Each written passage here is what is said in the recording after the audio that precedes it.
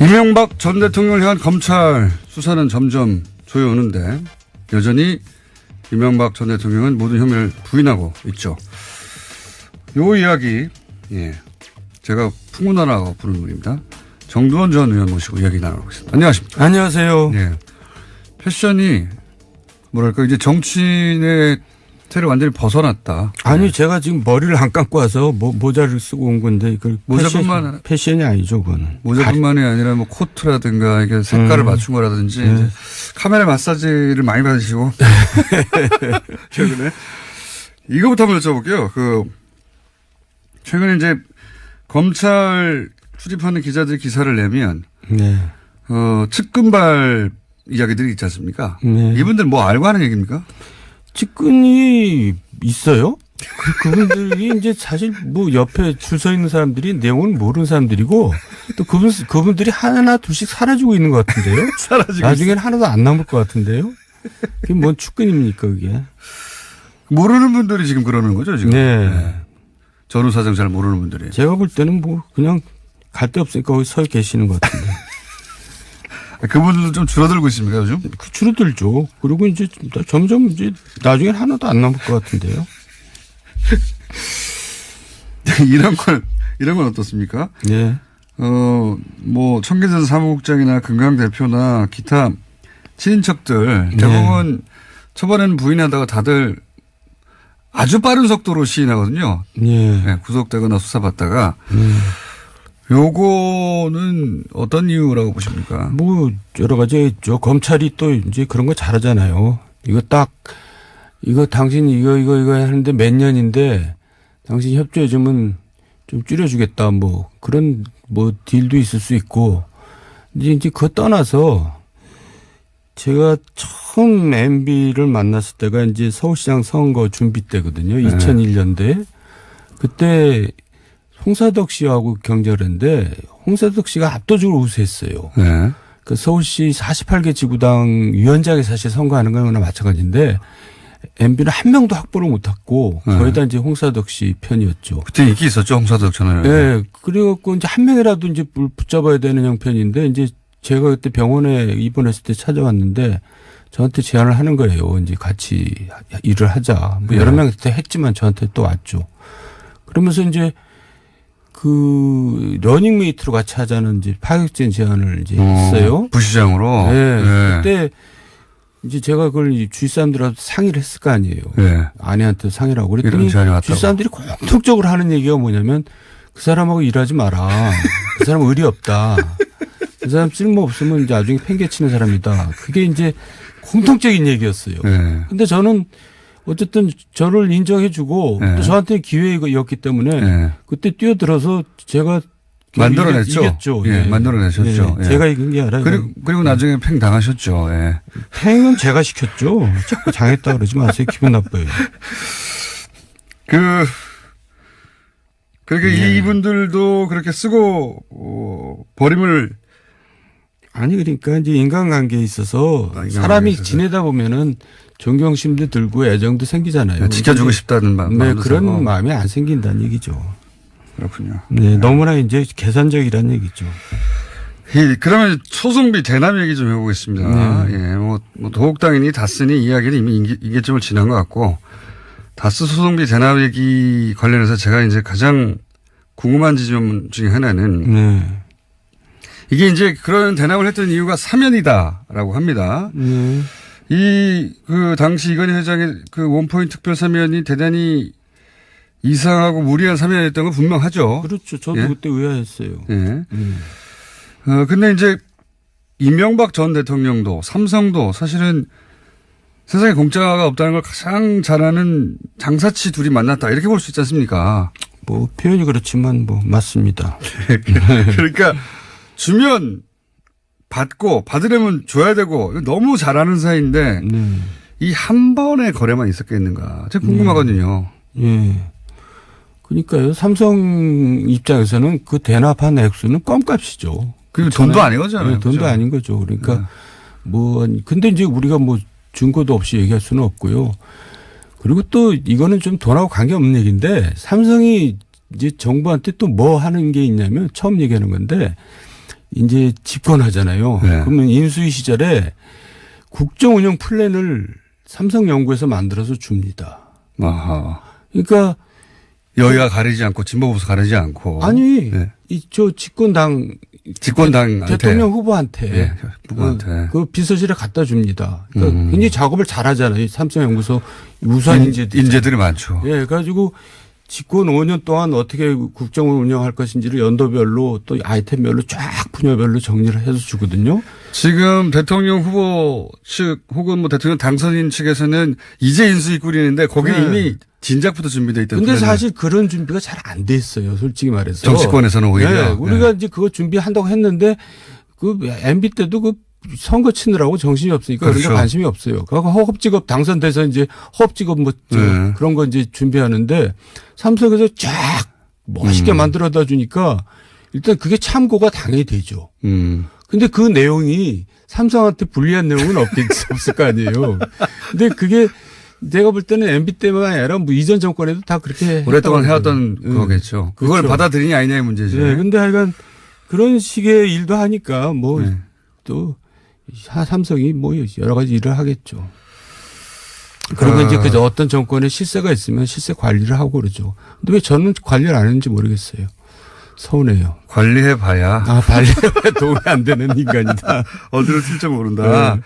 이 사면 말고도 이건 사면 4개월 뒤에 금융지주법 개정안이 통과가 됐어요. 이게 뭐냐면 이제 내용상으로 따지면 삼성생명 같은 금융회사가 삼성전자 같은 비금융회사를 거느릴 수 있도록 하는 사실은 삼성을 위한 법안이라고 그때도 말들이 많았고 당시도 의원님이 그때는 여의도 계실 때니까 뭐 들은 얘기 좀 있으실 거 아닙니까? 그죠?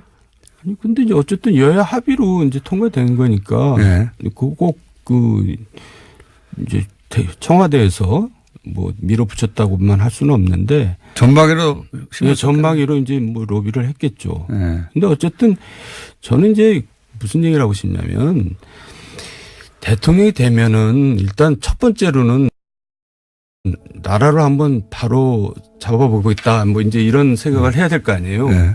근데 그런 생각도 물론 없지는 않겠지만은 이제 여러 가지 이권에 대한 관심들이 많아진 것 같아요. 제가 이제 옆에서 보니까.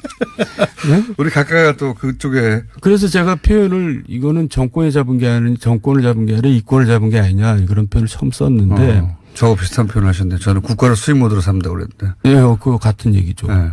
근데 어쨌든 본인들이 돈이 많은 분들이잖아요. 그러니까 기업의 신세 안 지고 본인 돈 쓰면은 정말 국정 운영을 무시무시하게 할 수 있어요. 그렇죠. 아무 눈치도 안 보고. 네, 진짜 이제 막 마음대로 칼을 휘둘릴 수가 있죠. 개혁하고 나라 똑바로 잡을 수가 있죠. 근데 저 같으면 그렇게 할 텐데, 그렇죠? 그 돈 언제 다 씁니까? 어차피 있는 돈만으로도 다 못 쓰실 텐데 말이죠. 근데 그분들은 절대 본전은 손을 안 대요. 본전은 손을 안 대요. 근데 그거는 이제 사실 우리 아버지 세대의 이제 어떤 공통적인 특징이기도 해요. 우리 부모님들도 돈이 신앙이었거든요. 근데 이분들도 그렇게 돈이 많으면서도. 그래서 대통령까지 갔잖아요, 이제. 더 이상 갈 데도 없는데. 근데 본전은 절대 손 안 대고 하여간 거기다가 이제 얹히죠, 항상. 그러니까요. 근데 대통령이 월급 말고 얹힐 방법이 사실은 없어야 하는데 다른 방법이 있었던가 봐요. 하여간 뭐 기회만 있으면. 기회만 있으면. 아시는 기회 중 하나만 알려주고. 아니, 그 저는 이제 대통령에 대해서는 멀리 있었으니까 알 수가 없고. 예.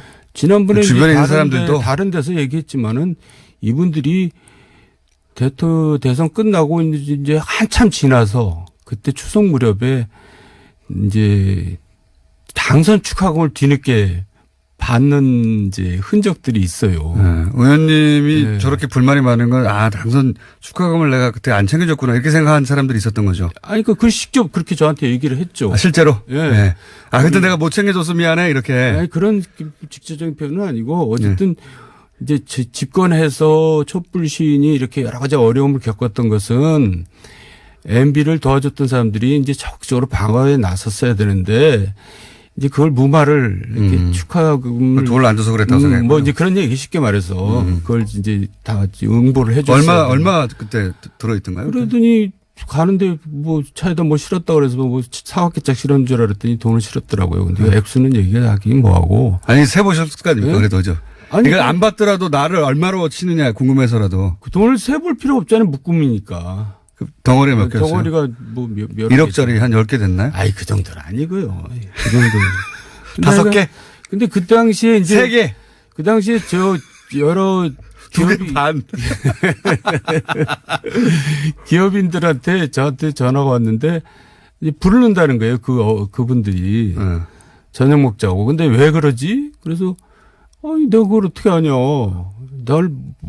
자기가 이제 궁금한 거예요. 근데 그런 전화들이 많이 왔었어요. 기업인들 쪽에서. 네.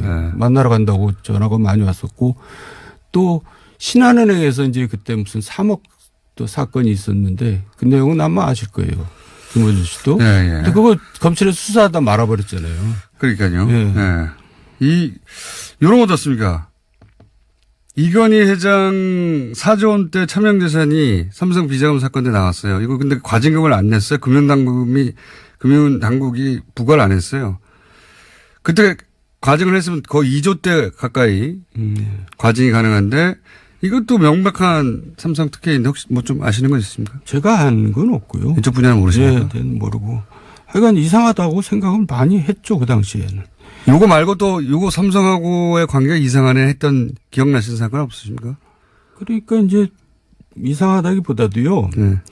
이거 이제 사위가 이제 삼성에 그렇죠. 근무를 했잖아요.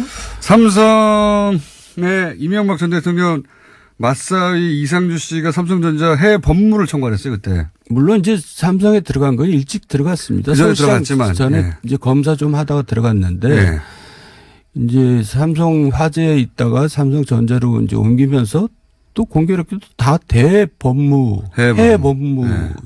파트에 결국 있어갖고 팀장 총괄하는 자리까지 갔죠. 지금 이제 전무까지 됐죠. 네. 그러니까 그 공교롭게도 자리가 합리적인 의심을 하게 만드는 거죠. 이제 대납 사건인 이런 거에. 예. 그때 이 자리에 있었으니까요. 사위가 아니어도 삼성전자 미국 내 법무를 에이킨 건프가 했는데 그러니까 사위가 아니어도 이 건을 담당할 사람이에요. 사위가 아니어도. 근데 심지어 사위였어요. 근데 이 건에 대해서 몰랐다. 이건 말이 안 되는 거 아닙니까? 그런 이제 의심을 할 수가 있죠. 근데 그거는 이제 검찰에서 이제 밝혀내겠죠. 근데 어쨌든 근데 이제 사위가 뭐 나서서 뭐 돈을 달라 뭐 그렇게 했을 것 같지는 않고. 심부름을 했을 수는 있겠죠. 그럴 개연성은 있지 않습니까? 그리고 이제 김백준 씨가 이제 이학수 씨한테 이제 연락을 했다 그렇게 나오는데 그렇게 연락 안 합니다. 직접적으로. 공무원이 그 대기업 고위직하고 직접 하면 그 자국이 남기 때문에 그렇죠. 누가 이제 대신 그 매개체를 역할을 하죠. 메신저가 있었겠죠. 네, 메신저 역할을 이제 천 회장님이 했다 뭐 그런 기사가 나오길래. 천신일 회장. 네. 네. 뭐 그거는 근데 그 충분히 그럴 수 있다. 제가 또 가능성이 있고. 근데 그게 그렇게 그분한테 뭐 큰 죄가 되는 건 아닌 것 같고. 근데 이제 그거보다 더 쉬운 건 맞사이는 청와대를 들락날락 하지 않습니까? 가족이니까. 근데 마침 그 삼성전자의 해외 법무를 총괄해요. 에이킨 건프하고 어차피 알아요, 잘. 어차피 그 자리에 가 있어요. 그러니까 대통령의 최순실도 차단해서 이제 활용하는 게 삼성인데 이미 자기 회사에 근무하는 그 업무에 있는 맞사이가 있어요. 그걸 냅둔다는 게 더 이상한 거 아닙니까? 그리고 맞사이가 이제 또 한때는 청와대 그 관저에 이제 같이 생활도 했었습니다. 저도 그런 얘기 출퇴근을. 그러니까 시기가 이제 그때인지는 그거는 이제 조사해봐야 알겠죠. 아니, 그 가족이니까. 네. 아니, 또 외롭죠. 대통령 입장에서는. 말을 쉽게 할 수도 있고, 이건 거칠 필요가 없잖아요. 바로 그 회사에 그 자리에 가 있으니까. 그리고 이제 뭔가 이게 직원을 할 사람이 하나 필요하다고 생각을 했겠죠. 그러니까 사위를 이제 거기다가 이제 집에 퇴근 후에 이제 얘기를 많이 나눴을 텐데 그 사위가 또 엉뚱한 직원을 해가지고 천성관 검찰총장이 또 낙마하는 사태가 생겼잖아요. 그리고 이동관 당시 대변인이 그건 루머라고 거꾸로 얘기했었죠. 루머가 이렇게 물어보지도 않은데 그렇게 대답을 뭐 했는데. 근데 그러니까 사위가 영향력이 있었다고 하는. 사위가 되게 그 얌전하고 순진한 친구예요. 개인 성향은. 그러니까 이제 귀가 얇고 누구 말을 하면은 그 판단을 이렇게 정확하게 하는 사람은 아니죠. 제가 이 2010년, 11년 우리 이명박 전 대통령에 대해서 본격적으로 연구를 깊숙이 시작할 때 무슨 얘기를 그때 첩보로 들었냐면, 첩보입니다. 확인되지 않은. 근데 확인해 봐야 하는, 제가 입장이었기 때문에, 예. 싱가포르에 있는 어떤 스위스계열 은행에서 모종의 역할을 이명박 전 대통령을 위해서 하고 있다. 돈과 관련하여. 네. 이런 들었어요. 그래서 확인하러 싱가포르 가기도 갔었어요. 제가. 주진우 기자하고 둘이서.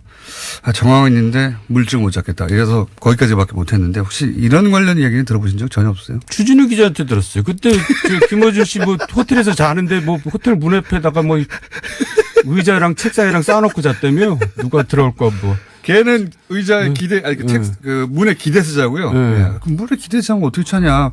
책상 쌓아. 그리고 저는 그렇게 자갔죠. 그리고 김어준 씨는 머리를 안 감는다고 막 그러더라고요. 어쨌든 그런 얘기 들어보신 적 없습니까? 그 얘기는 제가 모르고요. 근데 이제 그런 얘기보다도 지금은 우리가 이제 이제 이만큼 왔으면 이제 대충 국민들도 알고 본인도 알 겁니다. 상황이 이제 어느 정도 심각하면. 이명박 전 대통령. 예. 네. 그리고 다스 문제만 해도 그래요. 저는 다스의 주인은 온 국민이 아는데 본인만 모르는 것 같다는 생각이 드는데 이제 여기서 이제 큰 결단을 내리셔야 돼요. 알겠습니다. 대통령답게, 전직 대통령답게. 30초밖에 안 남았으니까 네네. 몰아치듯 여쭤보자면 경천 동지 이야기 있지 않습니까? 예. 세 가지. 예. 그중에 그 돈 문제죠. 다 돈 문제겠죠. 그렇죠. 예. 가족이 연루됐죠. 그럼 거기까지 제가 대답했어요. 아들은 아니죠. 아들 아닙니다. 그럼 부인이죠. 뭐 가능한 얘기죠. 돈과 관련된 부인이 돈과 관련된 일로 선거 결과가 바뀔 수도 있었다고 하셨으니까 그러면 돈으로 선거에 개입한 부인이 사건입니까? 뭐 거기까지 하겠습니다. 시간 됐습니다. 이걸로 정리하겠습니다.